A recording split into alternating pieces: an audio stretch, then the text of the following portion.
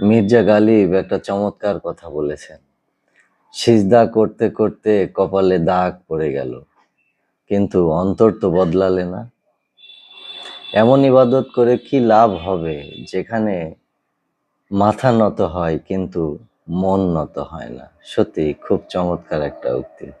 বর্তমান সময়ে আমরা ধর্মের দিক দিয়ে অনেক এগিয়ে আছি, যুগের সাথে তাল মিলিয়ে আমরা অনেক কিছু করে যাচ্ছি, কিন্তু আমাদের মন বদলাচ্ছে না। অর্থাৎ আমরা ধর্ম পালন করলেও মানবিক মানুষ হয়ে উঠতে পারছি না। সমাজে বেড়ে যাচ্ছে নানান সামাজিক অপসংস্কৃতি এবং মানুষের মধ্যে হানাহানি, বিভিন্ন ধরনের কুসংস্কার এবং স্বার্থান্বেষী মানুষগুলো দিন দিন বেড়েই যাচ্ছে। আমরা আসলে সবকিছু দিক দিয়ে এগিয়ে যাচ্ছি, সবকিছুর দাম বেড়ে যাচ্ছে, কিন্তু মানুষের মূল্যটা দিনকে দিন কমে যাচ্ছে। তার একটাই কারণ, যে মূল্যবোধের অবক্ষয়। সামাজিক মূল্যবোধ নেই, নৈতিকতা নেই, কিন্তু ধর্মও তার জায়গা থেকে এগিয়ে যাচ্ছে, কিন্তু আমরা আমাদের নীতি নৈতিকতা, মনুষ্যত্ব, বিবেকবোধকে জাগ্রত করতে পারছি না।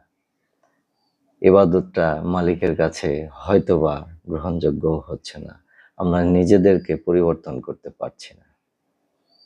আফসোস, আমাদের ভিন্নভাবে একটু চিন্তা করে নিজেদের জীবনকে সাজাতে হবে।